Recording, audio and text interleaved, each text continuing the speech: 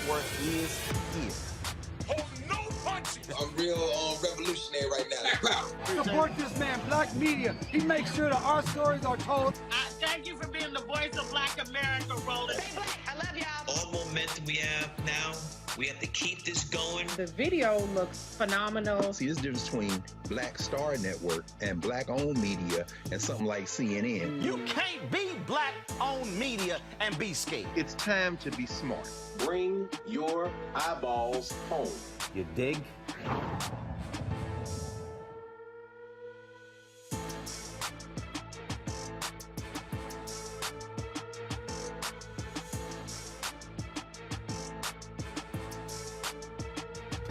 February 28th, 2022, coming up on Roland Martin Unfiltered on the Black Star Network. Folks, explosions continue in Ukraine as well as they battle Russian forces. Also, African immigrants trying to get out of the country. They say they're having problems.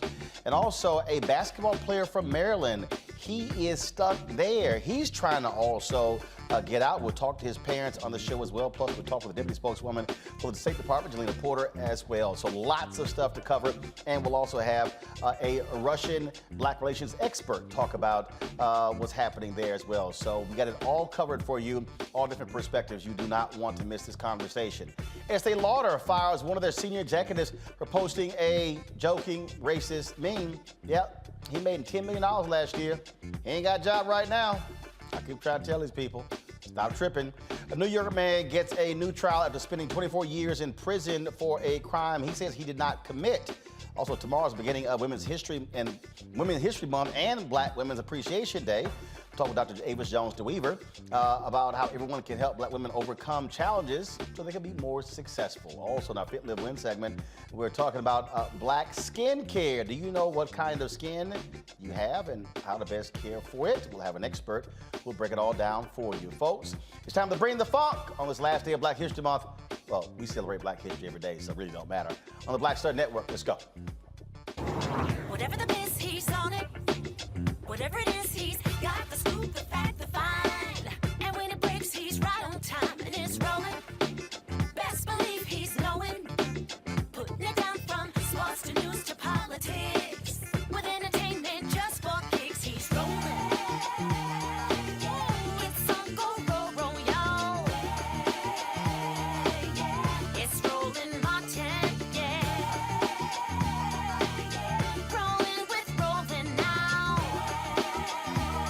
He's funky, he's fresh, he's real, the best, you know he's Roland Martin now.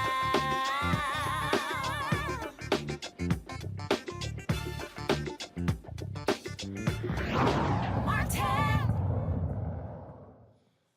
All right, folks, the world's response to the Russian invasion of Ukraine has been swift and significant. Today, Switzerland will forego its commitment to Swiss neutrality to adopt sanctions against Russia imposed by the European Union. Since the sanctions have begun, Russia's ruble has dropped more than 30%. Also, the World Soccer body FIFA and European Authority, they have banned Russian national clubs from participating even in qualifying for the World Cup until further notice. Also, oil companies are also pulling out. Shell has announced they're also going to be pulling out as well in terms of one of the collaborations they're doing with Russia. A lot of different things happening, and of course has a dramatic impact on what was happening here in the United States. Joining us right now is the deputy spokeswoman for the State Department, Jelena Porter. Glad to have you here on Roland Martin Unfiltered. So let's get right to it. I mean, there are a lot of people who don't quite get it or understand why the United States is not establishing a no-fly zone, not sending troops. And so explain to people what's really going on in that regard. Well, number one, thank you for having me, Roland. I'm very happy to be here. I'll just start from the beginning. President Biden has made it clear for months now that we will be united in our efforts with our allies and partners on making sure our European partners were protected and protecting the Ukrainian sovereignty and territorial integrity. Right now, we don't have any announcements as far as no-fly zones. Of course, that might put our troops at risk, but for now, we continue to lean into the path to diplomacy, and we continue to hold Russia accountable for what it's done. But for folks who don't understand, Ukraine is not a part of NATO. And so, again, for folks who don't quite understand international politics, what is NATO and what are our responsibilities when it comes to NATO? So, well, you're right. Ukraine is not a part of NATO, and that's why Russia decided to invade. This all boiled down to President Putin wanting to invade in its neighbor of Ukraine and wanting to take ownership and moving forward in an unprovoked, premeditated war, a senseless war that we have no business of being in, all because Ukraine wants to join NATO. So this has been building up for quite some time. So America's response was not all of a sudden last week or two. This has really been months in the making. Correct. We have been working for months now. We've been working on nonstop diplomacy at a multi-levels of government. You've had President Blinken, who's spoken several times with Ukrainian President Zelensky. You've had Secretary Blinken speak with his counterpart, Foreign Minister Kuleba, and in fact, he just spoke to him a few hours ago. We've seen United States Ambassador to the UN, Ambassador Linda Thomas-Greenfield, speak about this fervently at the UN Security Council. So we've engaged in nonstop diplomacy and coordination with our allies and partners for months now. One of the things that we have been hearing, and we're sort of looking at this as well in terms of issues with Africans trying to get out. African nations have been responding, Nigeria, Jamaica, and others. Any information you have there, how y'all have been working with various African nations to make sure their immigrants are taken care of? Well, listen, we have seen those unfortunate reports, and let me just say that any discrimination, especially at a time like this, at a time of a crisis, is completely inexcusable. What we've been doing, we've been working with UN partners on the ground. We've also been working with governments on the ground to make sure that Ukraine's partners or Ukraine's neighbors have the resources they need to help any third country nationals, to help any refugees cross the border peacefully, no matter where they're from. You know, whether they're South Asian, whether they're African, whether they're Middle Eastern, no matter where they're from, they'll have protections. In a moment, I'm going to be talking with the parents of a young brother from Maryland who's actually trapped over there as well. And so what about Americans? In this case, this basketball player who is sitting here going, look, I'm trying to get out. What do I do? Well, listen, I haven't seen the reports of the basketball player, but what I can say is that the State Department's primary concern is the health and safety of American citizens abroad. And of course, when it comes to folks stuck in Ukraine, we have our travel website, travel.state.gov. We encourage Americans who are still there to register for our Smart Travel Enrollment Program, STEP as we like to call it, so we can communicate with them one-on-one and to make sure they have all the resources they need to get out as soon as possible. The financial sanctions have been significant, and we are seeing that continue in a much broader way as well. And so how critical has that been to let Russia, let Putin know that America does not appreciate what is happening there, and will that continue? Well, listen, President Biden, like I said, he said from day one that should Russia choose this path to destruction, that this would happen, this would materialize. So we've been in lockstep with our international allies and partners, and it's not only us. It's been, you know, Japan. It's been several other countries who've imposed these sanctions on Russia, and so now they're isolated. Their financial institutions are going to have costs. You know, their currency, as you mentioned before, is also going to deteriorate. So now President Putin has some firm decisions to make. One of the things that I was just in Liberia for 8 days, and you also have actions taking place at the United Nations. So other countries, African countries, Caribbean countries, are also expressing their viewpoint as well. And so how has the United States, in terms of been rallying those leaders to stand with us and to stand with the world against Russia? Well, again, I've mentioned U.S. Ambassador to the United Nations, Ambassador Linda Thomas-Greenfield, who is our leader when it comes to Security Council issues. She has spoke against this, you know, very much in the past couple of weeks, and she's been, you know, in the news. She's made sure that American values are at play and that we're working with our allies and partners to stand united with Ukraine. So just a couple more questions for you. So in terms of next steps. If there are individuals, because I was looking at, there was some WNBA players who's trying to get out as well. If there are individuals who are still there, you mentioned the website, but who else should they be reaching out to be able, and is there a particular place where they should be going? Because some of the African nations were suggesting there's certain areas that have been a lot easier to get out of the country than others. Well, again, I haven't seen the reports of the WNBA players who are trying to get out. And again, I'll reiterate that the State Department, our foremost priority is making sure that Americans are safe. And so, you know, we encourage them to sign up for the STEP program so they can get accurate information on how to safely leave the country. Some of those details I won't get into for operational security reasons, but we do encourage them to sign up. So if they have folks who are here and they're having trouble reaching the folks there, what should the folks on this side of the Atlantic Ocean? What should they be doing? So aside from encouraging their family and friends to sign up for this program, they should reach out to the embassy and consulate there, which at this point in time, our embassy is functioning out of Poland for the safety and security of all of our officers who work there. But, you know, if they get into direct contact, they'll get into direct contact with us and make sure they have all the information they need. All right, Jelena Porter, we certainly appreciate it. Thanks a lot. Thank you. All right, folks, this continues. Look, it's going to have an economic impact on us, whether we want to own up to it or not. You look at what's happening in terms of oil prices. And so the question many folks are, again, asking, what is going to be next? What do we do in this country? Somebody may say, you know what, this really doesn't impact us, but it does, because anything that happens across the world still has impact on what we do in this country. We're going to go now to Max Bergman. He is with the Center for American Progress. Max, glad to have you on the show. It's been very interesting watching what is taking place. You have folks, it's sort of like there's two worlds. You got a Fox News world where you have all of these Republicans who all of a sudden are just loving Vladimir Putin, who are just claiming, oh, just let him have it. But the reality is the world is standing firm, and President Joe Biden has done a hell of a job in terms of bringing the world together and NATO together to forcefully counteract Putin and Russia. Yeah, I think you're exactly right. Look, the Biden administration has done a phenomenal job here. And, you know, I was somewhat actually critical of the Biden administration in the beginning part as it came into office, because it didn't necessarily want to focus on Russia. It wanted to establish a stable relationship with Vladimir Putin and the Russian government. It tried to do that. But what it's done over the last 4 or 5 months is really unite the world, and not just with our European allies. And what we see is how isolated Russia is and how isolated Vladimir Putin is. And they've done a masterful job at releasing intelligence about what Putin was planning, about his efforts to sort of try to blame Ukraine for the conflict. And that has gone literally nowhere. And as someone who was in the State Department in 2014, I saw Russia do disinformation campaigns when it invaded Ukraine, and it had some success there.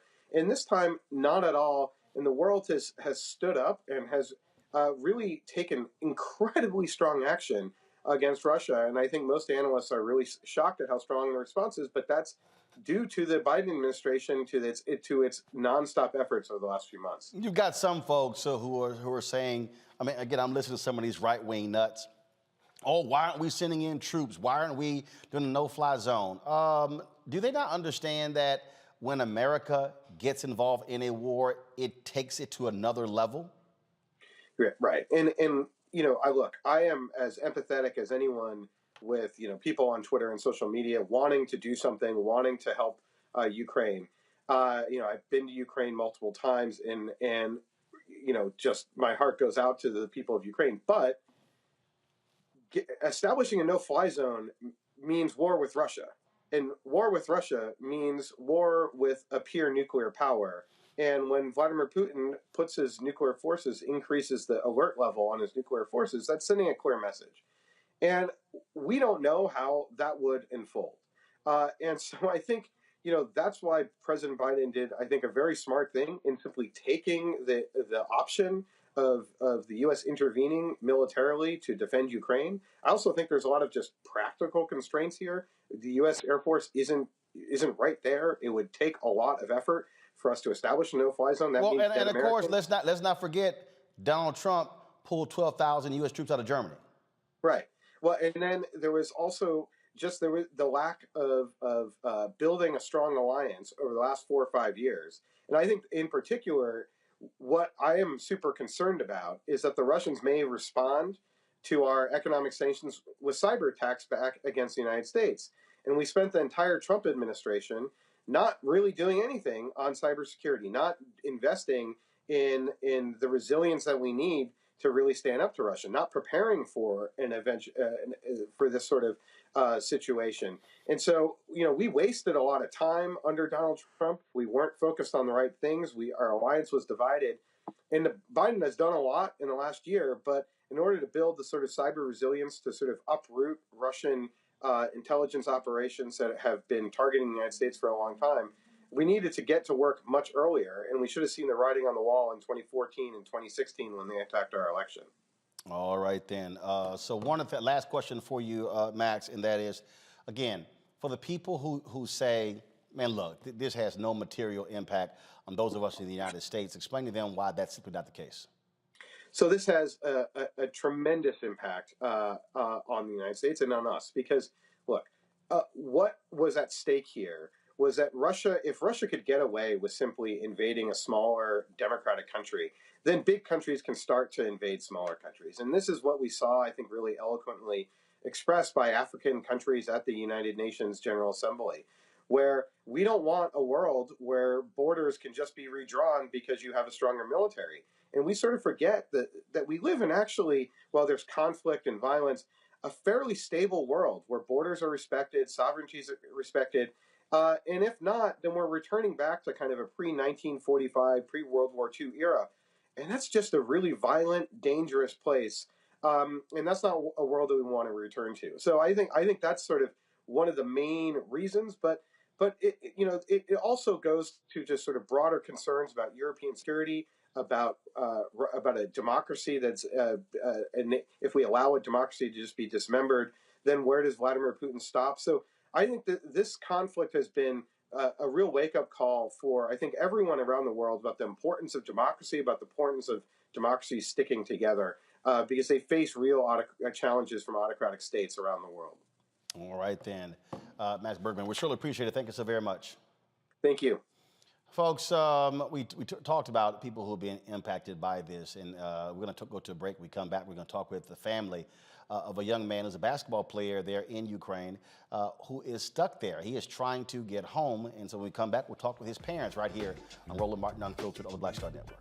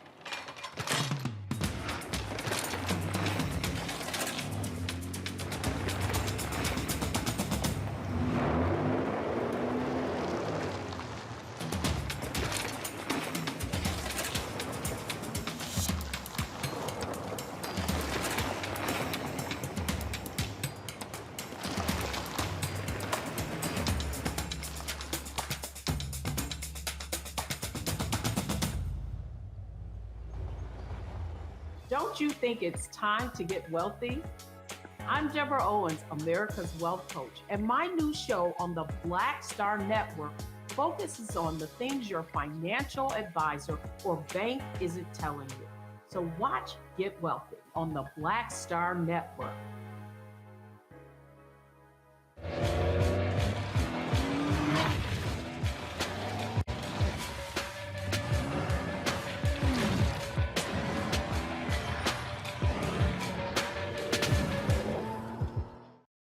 Pull up a chair, take your seat. The Black Tape with me, Dr. Greg Carr, here on the Black Star Network. Every week, we'll take a deeper dive into the world we're living in.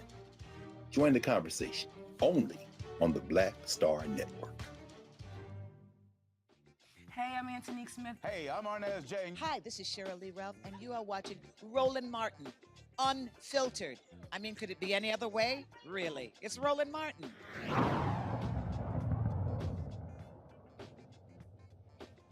All right, folks, we've been looking at a number of things that have been happening there in Ukraine over the past several days.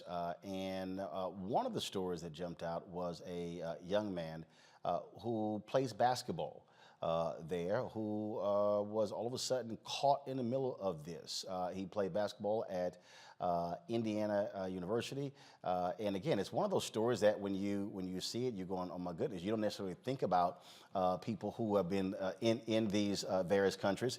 There are folks who are playing basketball. There are people who are working there.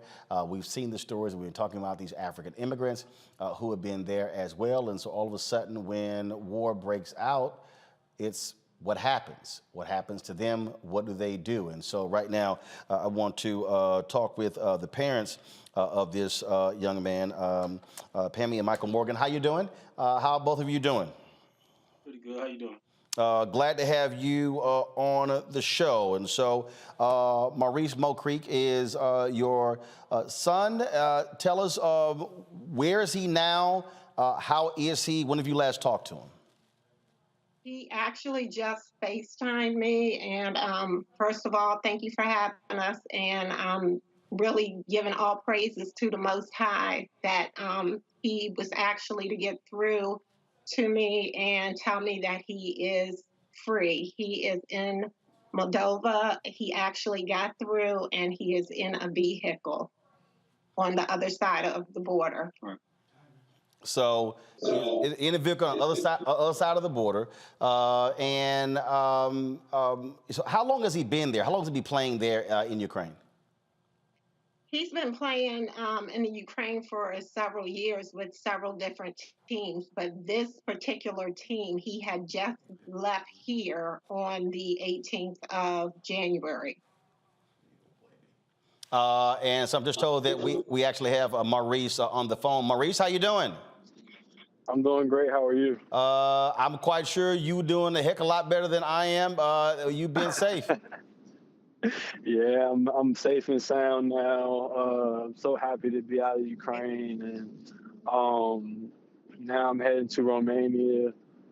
I'm in the car, safe and sound. So I'm just feeling great right now. I feel so relieved. It had to be a harrowing experience for you to be there, for you to as war breaks out. Just take us through what your life has been like for the past week. It's been crazy. I ain't going. It's one of the most crazy experiences I've ever had in my life. When you go through stuff like that, you just do know if you're gonna make it back. The only thing you can do is just pray. You know what I mean? And I'm just thankful I'm on the other side of it now. I don't have to worry about no bombs, no shootings, none of that. You know what I mean? I don't have to worry about going into war anymore. I don't have to worry about being safe on this road, on this drive I got, and getting back to my family. As you were talking, your dad is getting quite emotional just listening to you share your story. Go right ahead there, Michael. Oh no, and to have your son out there like that, and him, oh man, it's crazy. It's been a roller coaster. It's been unbelievable. We are literally sleep deprived. Right. We were falling asleep before the show came on, both of us. Look, I absolutely can understand that. Maurice, as this was developing, I mean, were you trying to get out, or was the team trying to help you other players get out? Were there other Americans on the team? What was happening in the last week? It wasn't last week when everybody started getting out, but the team, it was just a messy situation. A lot of the guys just got out when they felt like, it was time to get out. And me, because I got there so late, I was kind of in a total different situation than them. I couldn't just say, hey, I'm just going to leave when I want to leave. And it just was a bad situation for me because I didn't really have the funds that I needed to have to get out, that I was supposed to be getting from the team and everything. Everybody else was, been there for months. Me being a player who just got in, who helped them a lot, they didn't really leave. So, with that being said, they was not trying to let me go. They was having these meetings with me, stating they were trying to let me go. My agent had told them that I was trying to go. They still were trying to let me go. And I had a last meeting with them, and they just basically was trying to tell me, like, they believed that nothing was going to or I just felt like they didn't really consider them life first, basketball the second. They considered basketball first, life second. And I just didn't feel the situation at hand like that. You know, when you're doing business with a basketball player, it doesn't matter what you feel. It matters the person on the side feels, because at the end of the day, we are the ones that have to go there. We are the ones who have to win games. We're the ones that have to go and practice every day. You know what I mean? So if we're doing it for you, you should be able to understand, like, you know, if we're in an uncomfortable situation, like how all of us just, and not just, but everybody. And I just felt like they didn't consider that. They just took it into their own hands to put our lives in their hands. There are a number of people who don't realize the number of international basketball players, folks who are playing all around the world. There are WNBA players who play on Russian teams. And obviously you want to get home as soon as possible. You may not have, this crossed your mind, but is this giving you second thoughts about playing across internationally? First of all, if only you could see your if only you could see your mama's face right now. If only you could see your mama's face and your daddy's face right now. But go ahead. I know what they would say. I'm not gonna disclose that. It's something that me and my family really gonna have to talk about. It's scary though. That's what I will say. It's a very scary situation. Just looks like you know what I'm saying. Yep. To me, it was gonna be in the back of my mind, like, do I even want to go through a situation like that ever again? Talking about it, and then have been down for that. Not again to get home and talk to my parents. I know they're thinking in the back of their head, but days that we're going to talk about family and. Well, I'll probably tell you this here, Maurice, it's not in the back of their head. No, it's not. Y'all go right ahead. Go ahead. The whole city knows. Well, I'm sure, again, that's a conversation that y'all are going to have. And, of course, with the G League here in the United States and other efforts, I'm quite sure y'all going to be saying, son, it's time for you to stay home. It had to be, of course, a harrowing experience for all of you involved. Maurice, we're glad that you've gotten out of that area. You're on your way to safety. And again, be sure to stay safe on those roads. And again, I'm sure your parents cannot wait to see you back on safe ground in Maryland. For sure. Thank you. All right, then. Well, first of all, Mr. Morgans, I'm glad to have y'all on the show as well. Look, bottom line is very few people have had to experience this. Families that have had children who are in the military understand this, but it's a whole lot different when you send your son abroad to play basketball and all of a sudden a war breaks out. Absolutely. All he got is a ball. Yeah. And when you see a text message come through that says, "Mom, I love you," I mean, it was awful. And then he shows us what this bomb shelter looks like. I mean, it was unbelievable. And it's like, this is never going to happen to you in a million years. And then it ends up happening to us. It is unbelievable. Indeed. Well, I'm sure, y'all haven't gotten any sleep. You might get some, but I wouldn't be surprised if the two of you are not going to really get some rest until your son is in your arms and in the house. Absolutely. I can't wait. Tie down to a chair. Maybe duct tape too. I understand. Well, Pammy and Michael, I appreciate you joining us on Roland Martin Unfiltered. And again, we certainly are thankful that your son is out of Ukraine and on his way to safety. Thank you. All right. Thank you so very much. All right. We're going to bring in my panel now, folks. And see, this is the thing that for a lot of folks who are watching, again, when you hear these stories, not really understanding in terms of what the impact is. So Dr. Julianne Malveaux, she's the Dean of College of Ethnic Studies at California State University, Los Angeles. Dr. Omokongo Dabinga, Professorial Lecturer, School of International Service, American University. Reverend Jeff Carr, founder of the Infinity Fellowship in Nashville, Tennessee. Glad to have all three of you. I'm going to start with you, Omokongo. And the thing here is, I'm sorry, I'm going to get to Omokongo in a bit, but I want to go to, I'll start with Jeff. Jeff, it's interesting when I look at how people are commenting, how they're on social media, and how they're weighing in. And then when you see this family, then when you see the treatment of African immigrants, and then when people now begin to understand, oh yeah, you're thinking you're saying all of these white folks in Ukraine, without realizing the impact of African immigrants, people who are traveling all across the world, and how we are all connected, if you will. Yes, indeed. And first off, man, welcome back. It's the first time I've been able to be on with you since you got back from the motherland. I'm glad you made it back safe and sound.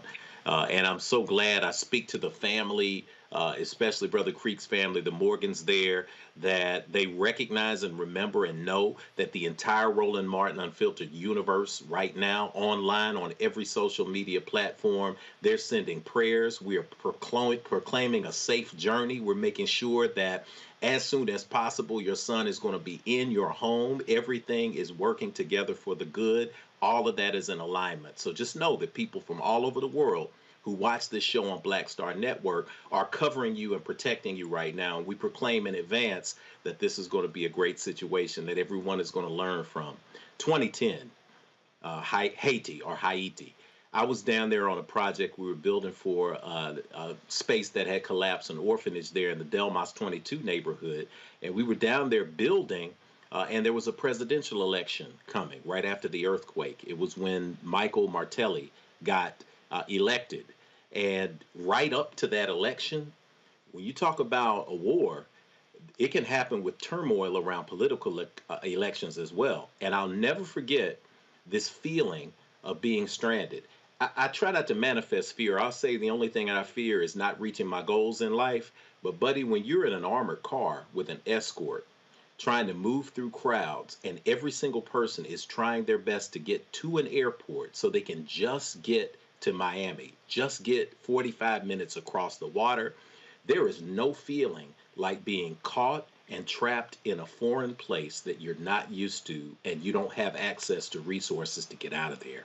So my heart goes out to that family, but it also goes out to those who are struggling now to get into Poland, the immigrants who are trying to get across into Belarus, the conversations that are taking place internationally and globally now with what has become, very thankfully, an information war more than it has even a physical war. So these conversations that we're having, the pressure that is coming from social media, we are actually able to now make this connection globally with people who are in Ukraine, people who are in South Africa, people who are in Nigeria, Ghana, people who are Afghans who are also had some issues getting in and out of the country over the last several days, or 4 days since the war started. We are now seeing that all of this impacts all of us wherever we are. So I'm glad to see now that the conversation is taking place and that we are now able to input how important it is for us to connect with people across the world and to recognize that it really, truly could happen to any one of us. Omokongo, the African Union released this statement with regard to the treatment of African immigrants. And this was released about 5 hours ago. If y'all can go to my computer, please. And the current chair of the African Union is the president of Senegal, H.E. Macky Sall. And this is what they said, that all people have the right to cross international borders during conflict, and as such should enjoy the same rights to cross to safety from the conflict in Ukraine, notwithstanding their nationality or racial identity. Reports that Africans are singled out for unacceptable dissimilar treatment would be shockingly racist and in breach international law. In this regard, the chairpersons urge all countries to respect international law and show the same empathy and support to all people fleeing war, notwithstanding their racial identity. The chairpersons commend the efforts by African Union member state countries and their embassies in neighboring countries to receive and orientate African citizens and their families trying to cross the border from Ukraine to safety. If we have the video, please, of one of the officials from Jamaica who released a video earlier today with regards to 24 Jamaican students who were trapped in Ukraine. This is what she had to say. Good night, Jamaica, and good night, friends of Jamaica, all of you who have been following the journey of our students in Ukraine. Giving God thanks tonight that all 24 are now on the bus on their way to Krakow, where accommodations will be waiting for them. Our charge is there. Our friends of Jamaica have been of the greatest assistance, and they've had something warm, and they are in a comfortable bus on their way. So again, thank you for all your prayers so far. Keep them up, as we still have a little ways to go, but they are on their way, and we give thanks. Chef Jose Andres, of course, they are there feeding folks as well, and he actually caught up with one of the African immigrants, and then this is the video that he posted on his Twitter account.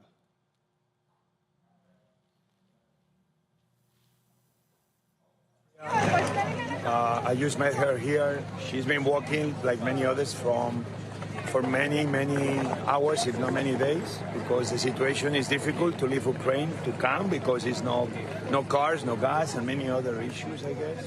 But I was asking her because they were saying that if Poland and other countries were not allowing citizens from different countries, especially of Africa, and what do you have to tell us about that?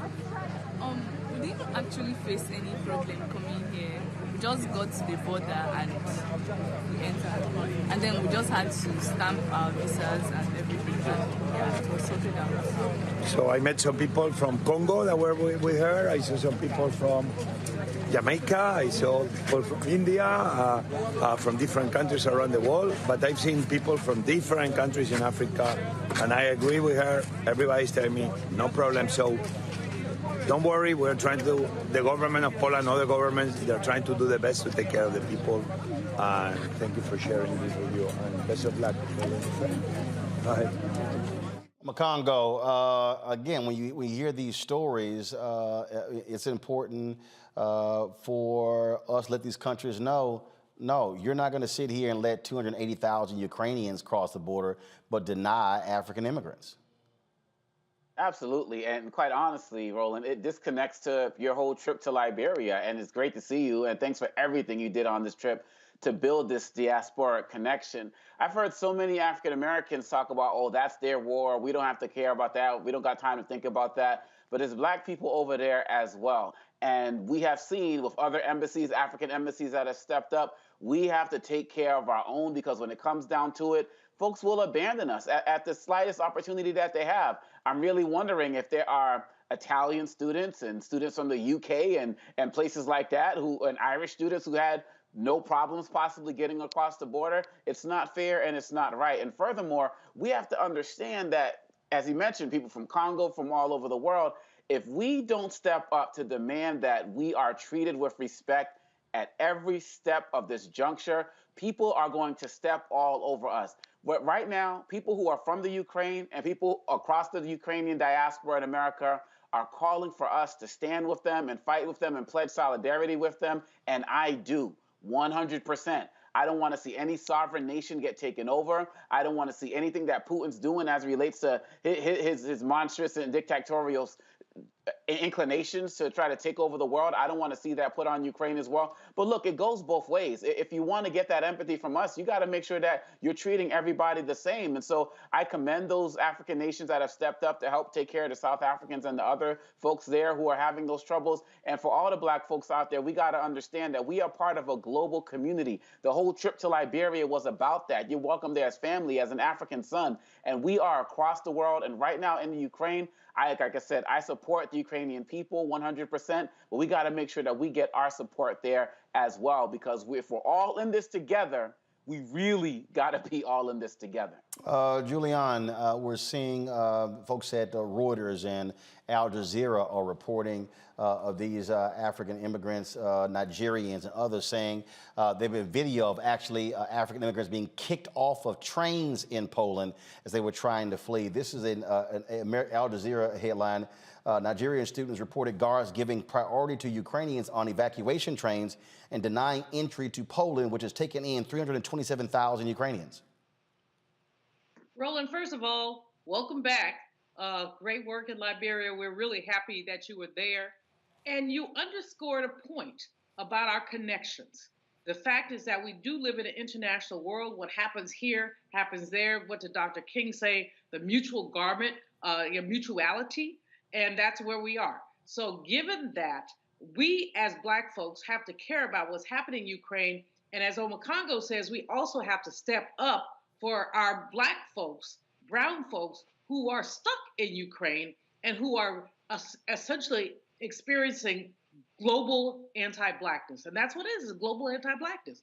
Now, when we look at this nonsense, and that's what it is, a nonsense of differential treatment, what we have to look at is the ways that the United States can play a role in stopping this anti-Blackness. If we're sending money over there, which we are, we're not sending troops, but we are sending money, there have to be conditions. And the conditions are that people are treated equally. I mean, we're going into Ukraine or engaging with Ukraine because we oppose what Putin, with his nasty self, and Russia are doing. We're opposed to it because they're basically taking over a sovereign country. But then when you expel people, when you say you have human rights for Ukraine, but what about the Black folks like the young brother and his family that you just interviewed, or so many others? If you believe in human rights, then you must believe that if there's a queue to get on a train. And in fact, the video that we're playing is from Twitter of African immigrants stranded at the train station. Mm-hmm. Exactly. So our money has to come with conditions. And the conditions have to be that you treat Black people in Ukraine who are trying to leave there the same way you treat Ukrainians and Polish people and other people. It is unconscionable. And you had a young sister on earlier, Jelena Porter, I believe her name was, who talked about what the Biden administration is doing. One of the things that they must do, if we as Black people who are taxpayers support this, is they must say, we will treat people equally. We insist on that. This picture is, Roland, it reminds me of the police officer who took the young sister by her dreads and pulled her. We can't have that when we're spending money. That's just 56, is it million or bill, anywhere, more money going to Ukraine. I'm mad at them. I'm mad at them. They deserve it, but they also deserve to treat Black people fairly. Well, and to your point, what we have been, I mean, look, we've had members of Congress talking about an aid package for Ukraine, for that region, for humanitarian purposes, anywhere from $4 to $6 to $7 billion. So, yeah, America can absolutely put conditions on that as well. And anytime we document this kind of disparate treatment, well, we also ought to say, okay, we were going to give you $6 billion. Now we're going to give you 5.9. And every time we see some of this nonsense, 5.8, 5.7, 5.6, what do you want? Your survival or equality? You must treat Black people fairly. And this is video from a couple of days ago of stranded African immigrants as they were hiding in tunnels there in Ukraine. And the thing there, Jeff, many people, people may be asking, okay, well, why are they there? Well, guess what? They're students. They're studying to be engineers, doctors. It's cheaper for them to go to college, go to school there. And so that's the thing. It was very interesting when I was traveling. We were flying and left the United States and so there was like a 3D image there on our Air France plane as we were approaching Paris. And there's so many people here, frankly, let's just be honest, who ain't never left the country, they ain't never seen the map. And the thing that's interesting when you talk about these countries, when you talk about the proximity, if you will, of these countries, we think in terms of just states here in the United States, as opposed to, so take a look at this map right here, all right? And so if y'all could zoom in, that'd be great. When you look at where Ukraine is, and so when you think about Hungary, Austria, France, literally the distance from Ukraine to Paris, hell, it's shorter than going from the East Coast to the West Coast here in the United States. And so that's the thing that we don't realize. So there are a significant number of African immigrants who are all across Europe in all of those countries. Well, you also look at proximity. You already said it. And when we connect this thing globally, as both Brother Omekongo and Sister Julianne spoke about, this connection, if you tilt that camera down or you zoom that map down, what's below the boot heel of Italy?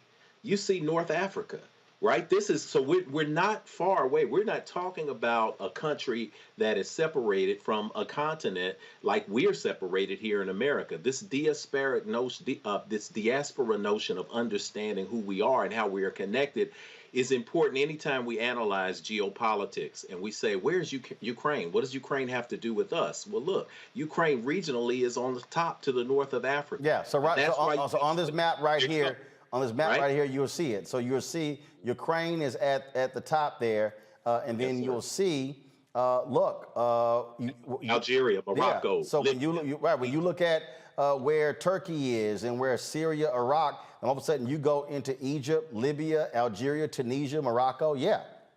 Indeed, and that's where it is. So that's where people are. But you also look at Ukraine, and you talk about Ukraine from a space of exit from the former Soviet Union. And you look at 1990, 1991, when you had this USSR, some elected officials have still referred to Russian President Vladimir Putin as a Soviet and the Soviet Union.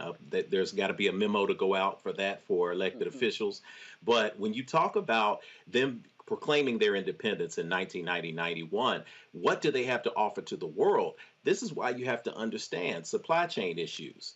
Many of us are feeling the pain. I've got the minivan fueled up yesterday, and I said something has changed in this world because this gas is killing me. It's gone up 10 cents a gallon on the national average here. When you talk about Belgium, you talk about France, you talk about Germany, they have absorbed the punishment and have been willing to absorb the punishment at the gas pump because of what they receive from Russia and from them saying, we're going to have these sanctions in place, but we're going to feel it over here. Ukraine, number one in uranium reserves that are recoverable.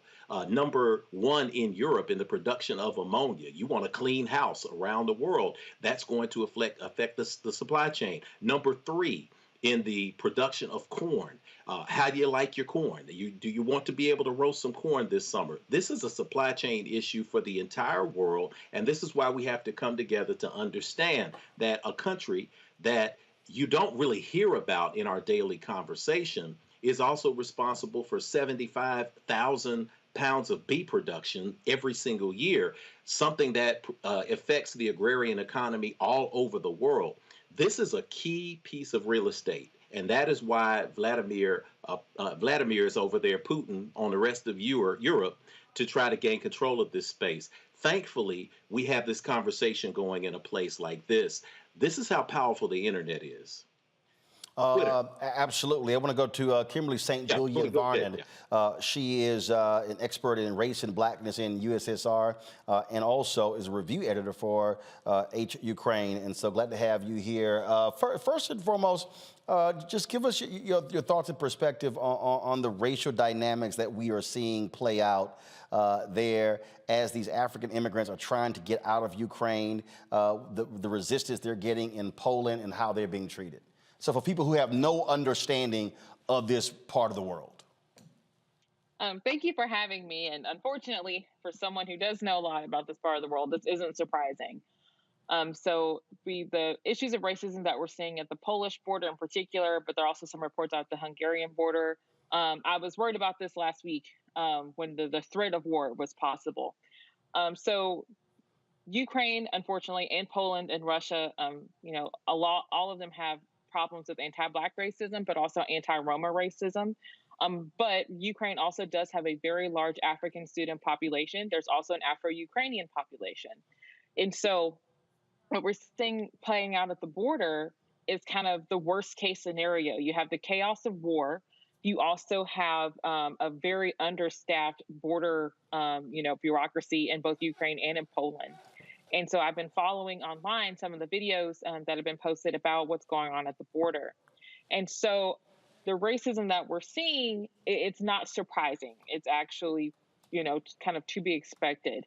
But what has been a pleasant surprise is I've been following particularly an African student who was he's been posting for the past 3 days, but he posted today that his group did make it over the Polish border and they were treated very well by the Poles and by the Ukrainians on the other side. It seems that they're having their problems with these officials. So you're kind of seeing a new form of more structural racism. It's not new, but you're that are really impacting these African students. But also Roma students, Roma residents. So it's very complicated, but the racial dynamics, I think, are really clear. And unfortunately, this is not new for Eastern Europe.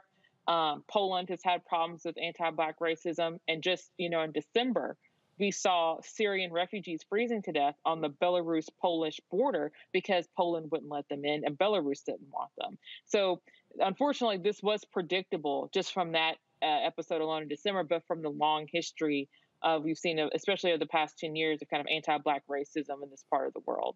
And also, for folks that need to understand, Vladimir Putin is a white nationalist. Oh, yes. Vladimir Putin believes in a white world. That's why it's no shock to see so many Republicans touting and praising Vladimir Putin. Oh, yes. And I've written about this so often. Some of the white supremacist language we see in the United States, it's them parroting what they, in Russia is what we've seen in the United States. You see a lot of shared talking points between the right in Russia and the right in America, and all of them, what they have in common is this dedication to white supremacy. And so when we see how Putin talks about Ukraine, and one of the reasons he looks down on Ukraine is because Ukraine has always been a multilingual, multi-ethnic state. And so we should, and when people ask me, why should I care about Russia if I'm Black in America?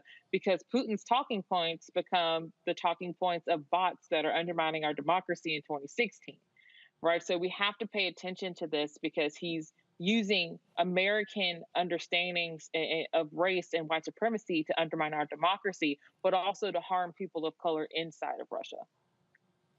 Well, it's very interesting to watch all of this play out on Congo and to see how so many folks on the right are full embracing of this. There was a poll that was taken where 6% of Trump voters are praising President Joe Biden for his leadership when it comes to this.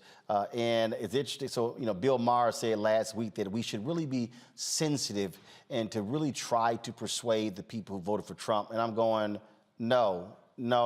Because when you listen to their rhetoric, I mean, you turn on Fox News, thank God for Jen Griffin, who is doing a hand-to-hand combat, because they got folks on the air who say, oh, no, just let Putin take Ukraine. It's no big deal. Let him have it. I mean, people need to understand. I talk about my book coming out in the fall called White Fear. These folks want a white world. Everything that we're talking about with the changing demographics in the United States, Europe has been dealing with that for the past decade.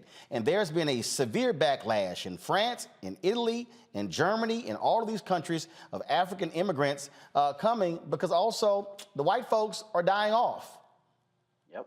Oh, absolutely. And it's very interesting going to your first part about the Republicans. You know, Malcolm Nance talks about this a lot. These Republican senators and these leaders of these white supremacist groups, they're in Russia on the regular. And these congressmen, they have strong relationships with Russia. He said once that Donald Trump, they've been surveilling him since there was a Soviet Union, since 1977 when he married Ivanka. So they've always had their fingernails deep into these Republican spaces and places. And like our professor said here, they are just parroting everything. This is what we're talking about, Viktor Orban. This is a global movement right now of white supremacy. And in the United States, it's Tucker Carlson, who's on Russia TV like nightly now, and Donald Trump, who are the ringleaders in the United States. I think it's also important to remember that when we talk about these African immigrants, so many people, not here tonight, but want to paint Africans as people who are over there just because their situation at home is terrible and they want to get out there and get help. No, let's also remember that a lot of these European countries are geostrategically trying to get on the African continent as well to continuously exploit us for our resources. And Russia's doing the same thing. China's doing the same thing. I mean, these were the foundations of slavery, trying to exploit Africa for its resources. So people can't just look at it as these are some poor African immigrants just over there trying to better their lives. These European countries, whether we're talking about Italy, whether we're talking about France, whether we're talking about the Ukraine, whether we're talking about Russia, they are trying to build their strategic alliances with the African continent as well. And so these African nations need to realize that they are stronger than they know as relates to the bargaining power that they have in terms of demanding respect from these countries. And that's why I'm glad that these stories are getting out, because quite honestly, Roland, I've been driving around a lot today, just getting the kids around and all of that. All of these networks I was listening to, haven't heard one story about how we're being treated over there. Well, and the thing that is important here when we talk about what we're seeing, when we talk about what is developing, and again, I love these people who say, "Oh, you shouldn't really talk about these things." Kimberly, you cannot ignore whiteness. You cannot ignore that. When you listen to the language, the CBS News correspondent who called the area civilized compared to Iraq and Afghanistan. I mean, people listen to the words that are being used to describe this. There was a video floating around, the Ukrainian official talking about fighting for white, blonde, blue-eyed folks there in Ukraine. Listen to what people are saying. You know, Roland, one of the things that's important to understand is the history of Black people in Europe. We've been in Europe forever.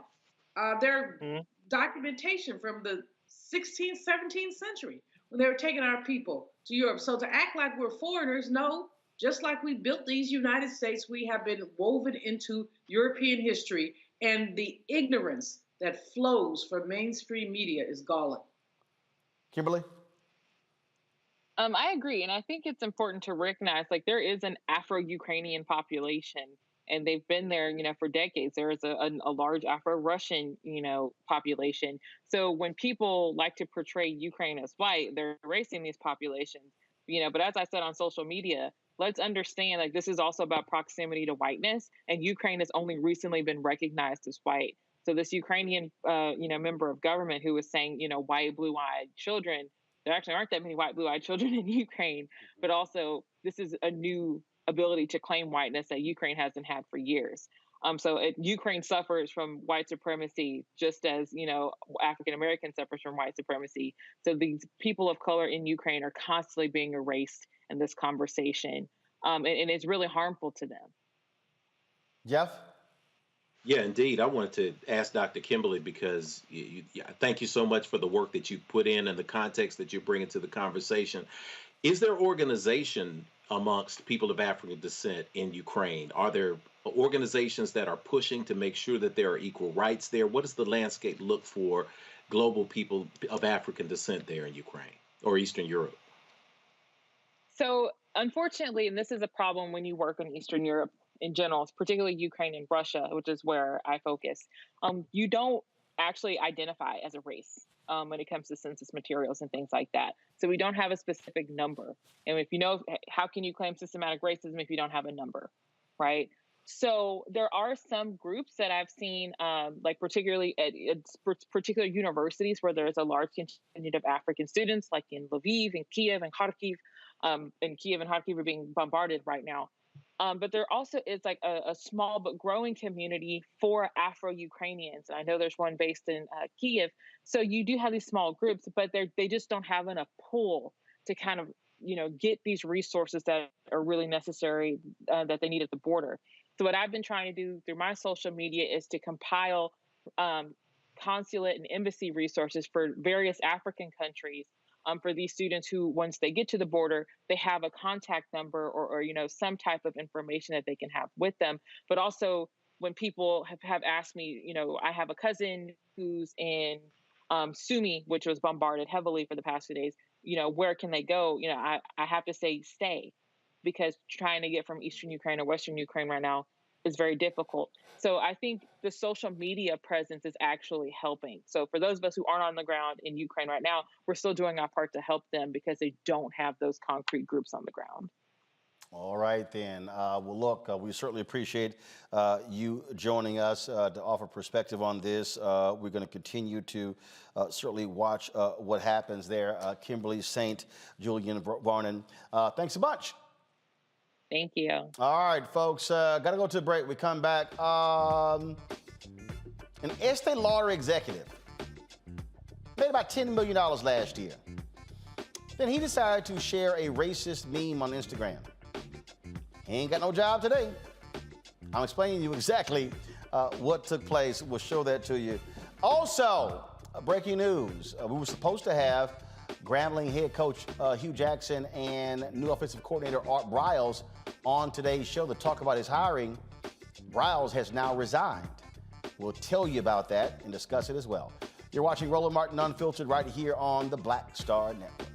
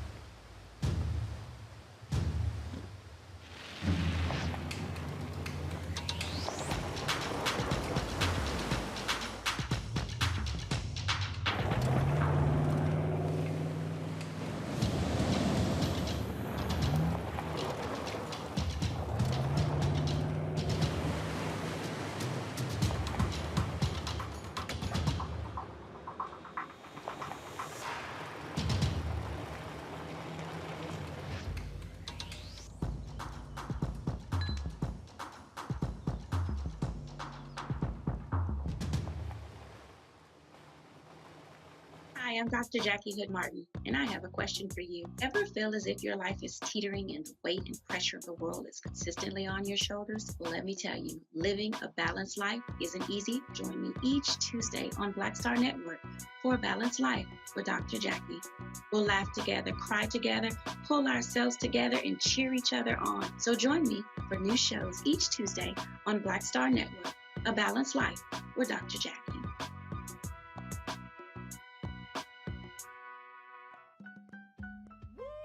We're all impacted by the culture, whether we know it or not. From politics to music and entertainment, it's a huge part of our lives, and we're going to talk about it every day right here on The Culture with me, Faraji Muhammad, only on the Black Star Network.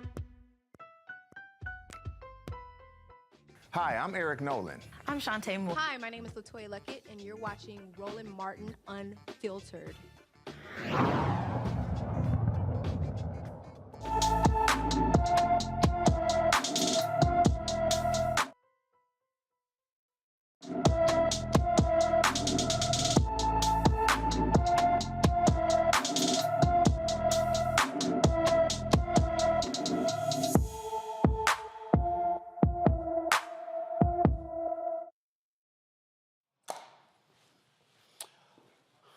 All right, folks. Of course, black and missing. We always are focused on that. Young lady, 5'3", weighing 120 pounds.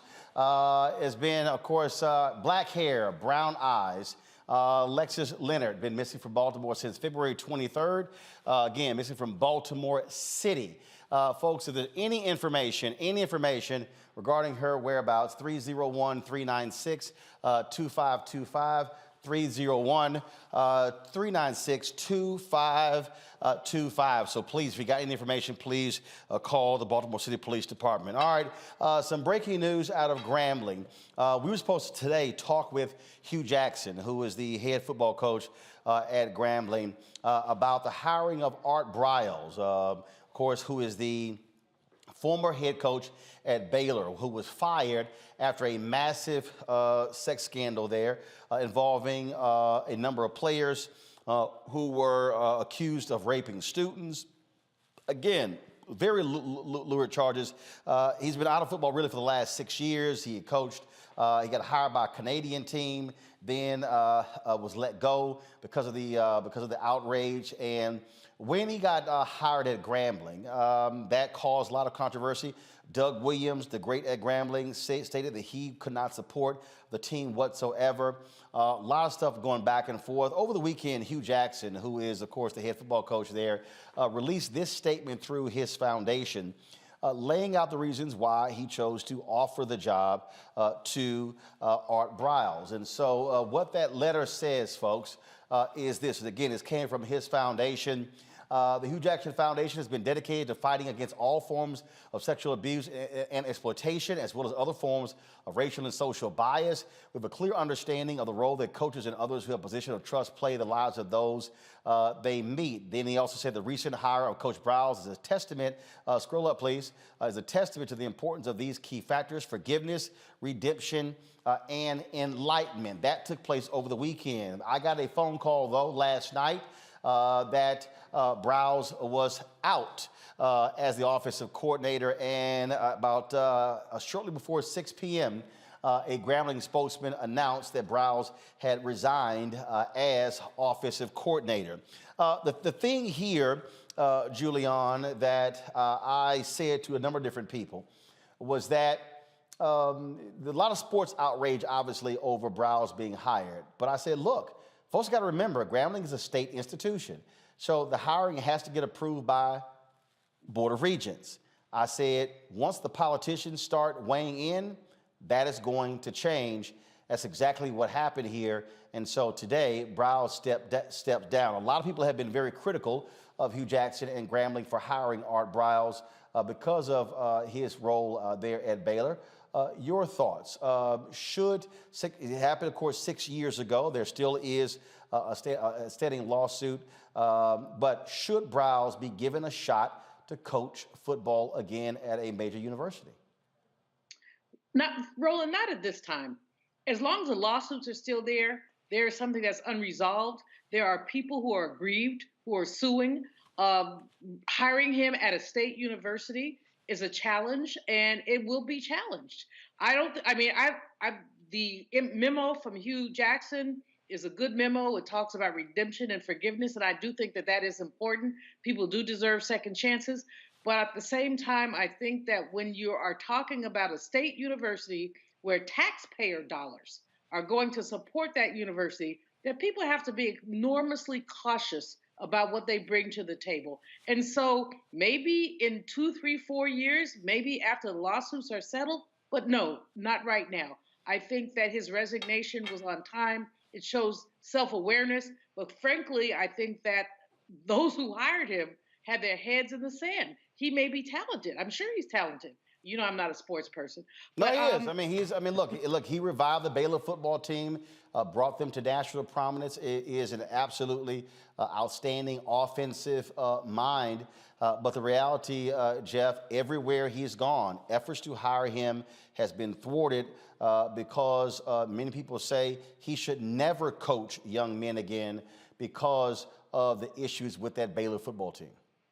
Yes, indeed. And it's important to note that he wasn't found necessarily guilty of any NCAA infractions, but He was part of a culture and responsible for a culture of underreporting and protecting people who were committing these crimes. And so the jury's still out, as Dr. Malveaux said.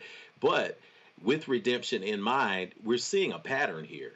There's tremendous amount of pressure to win football games. And when you have a guy who was coach of Baylor, as you said, he basically put Baylor on the map from 2008 to 2015. He had a record of 65-37. He had their first two Big 12 conference championships, won his game on New Year's Eve, was a hero, seen as a hero until the downfall came. And when the downfall came, we see this repeated pattern. A Canadian team hired him in 2017. They had to relent to pressure. They had the pressure that came. They had to just say, we can't take this here. 2019, Southern Miss tried to hire him again.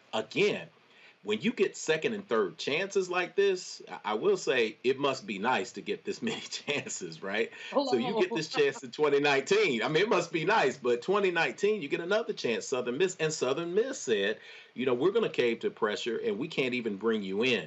Grambling, Hugh Jackson, a brilliant offensive mind. He was down the street at my alma mater last year with my former student Eddie George, and decided it was time for him to move forward with Grambling, and he wanted to win. So he looks at Briles and says, you know what, this guy has a proven record. He tried it, but once again, the third strike has shown you that right at this time, he's just not hireable, no matter how much he wins on the field. There's something to say about how we are moving toward an evolutionary space where we are speaking up for women more. We're speaking up for Title IX issues that have been violated.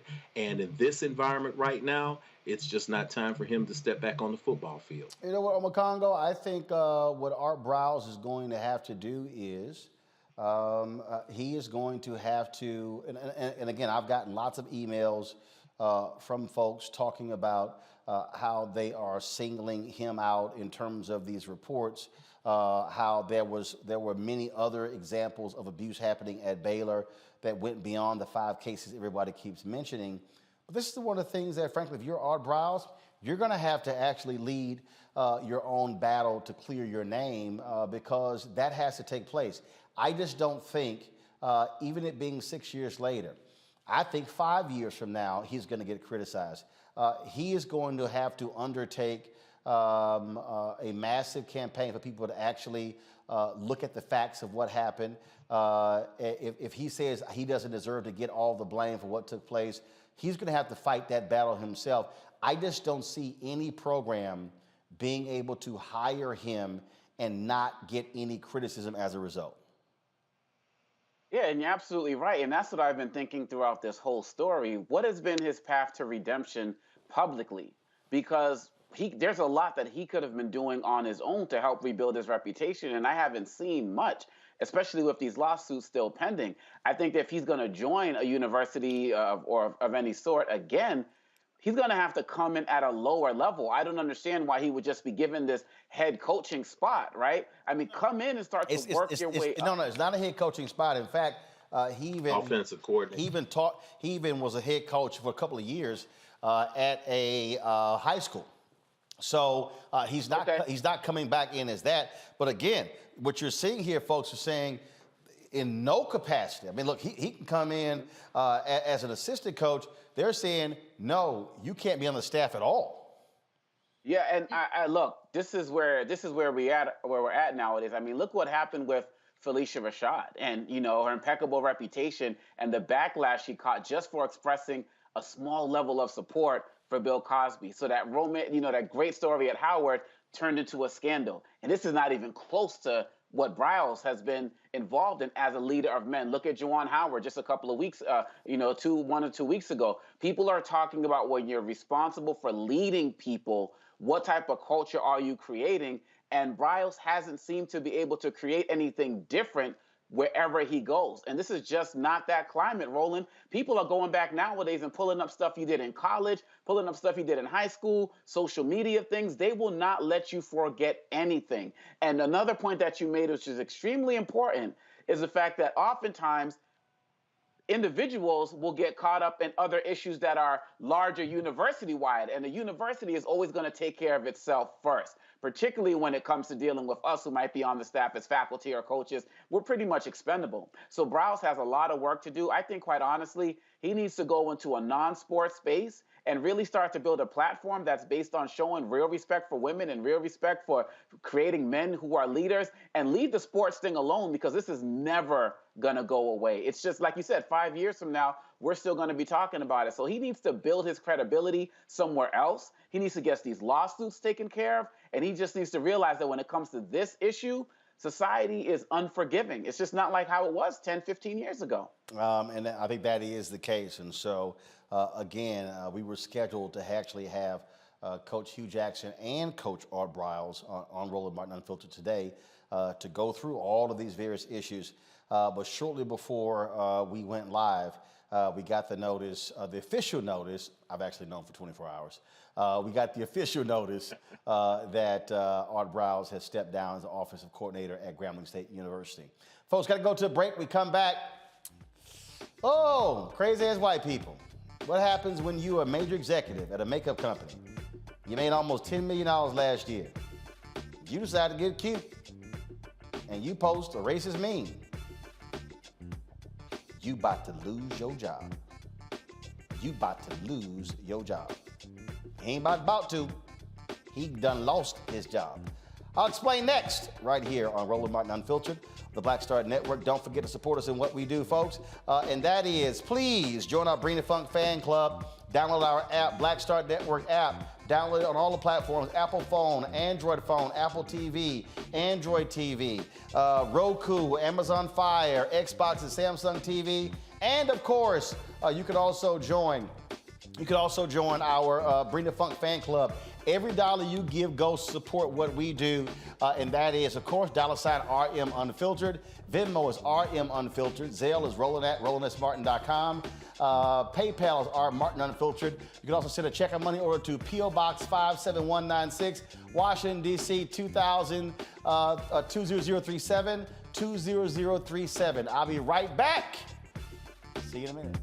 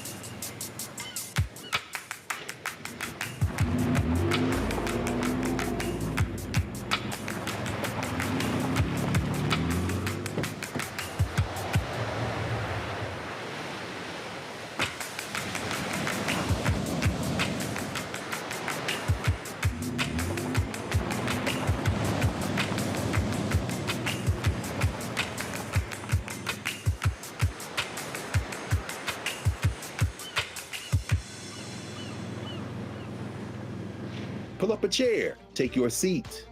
The Black Tape with me, Dr. Greg Carr, here on the Black Star Network.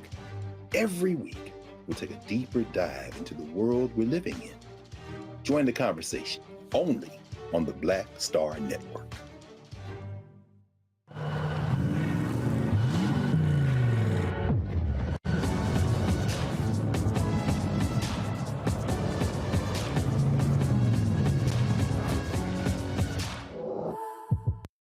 It's Kim Whitley. Yo, what's up? This your boy Ice Cube. Hey, yo, Peace World. What's going on? It's the Love King of R&B, Raheem Devon, and you're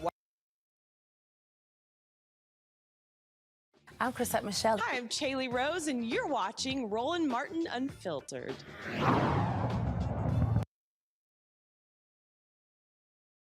A New York man has finally been granted a new trial after maintaining his innocence for more than 24 years. Anthony Sims says he is serving time for a crime he did not commit.